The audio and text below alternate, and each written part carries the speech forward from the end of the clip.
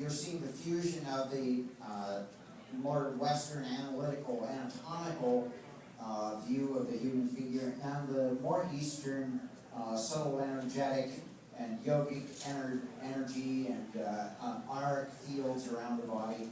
The Hindu and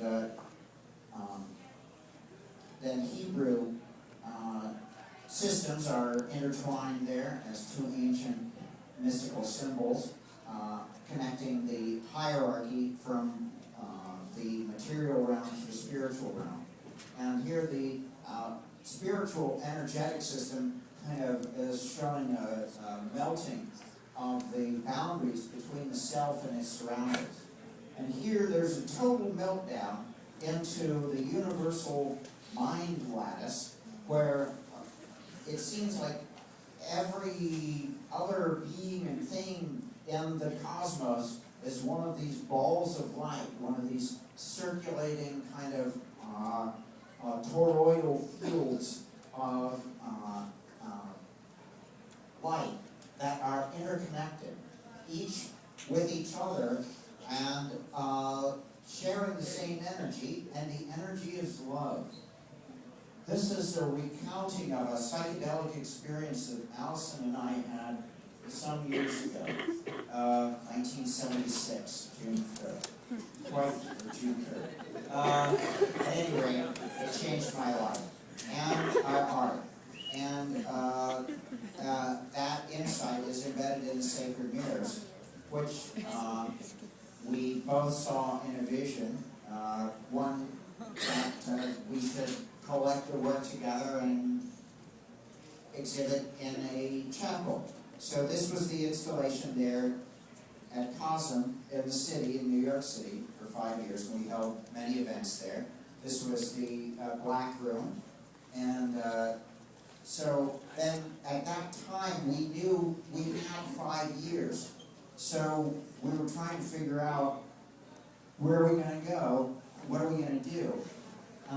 We even considered building it on rooftops in New York City. But then we had a sense that you could connect more with your eternal spirit within the sight of nature. And so we looked about okay. Well, as I was working, actually down in Ayahuascaville, I had a vision of the net of being, and it was infinitely connected. You can see how one layer kind of folds into the other, and there's a potential infinitude, just like the universal mind lattice.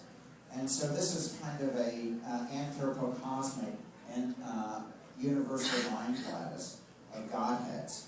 And each has a ball of light in its chest that is going up, which is a kind of a basket going down to the head of the layer below. You can see those balls of light through the basket weave up at the top.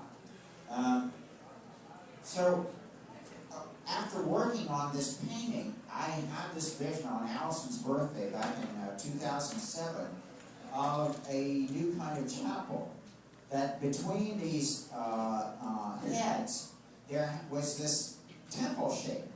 And so the temple itself was built out of that shape, and so on and so on and so on.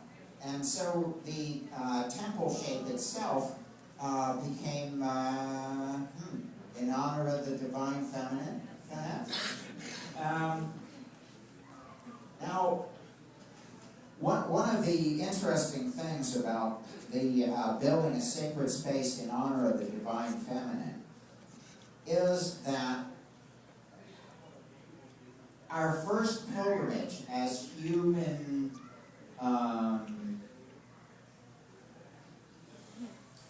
as sex cells is toward the divine feminine, right?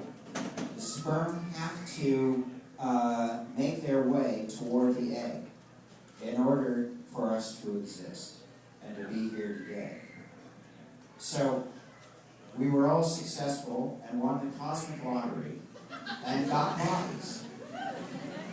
All because of one lucky little guy that made his way up to the princess.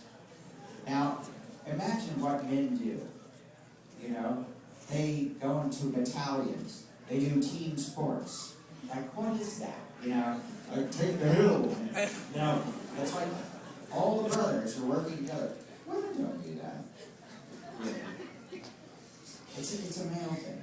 So there's a continual cellular resonance, I say, a cellular memory that goes through us.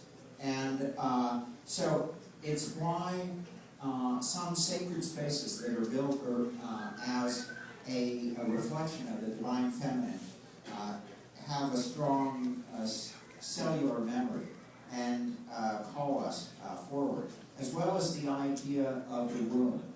And when I was talking with angels, they said the Chapel of Sacred Mirrors is a womb for the gestation of the awakening human spirit. And I thought, okay. So this is basically what it looks like. It looks like a lotus.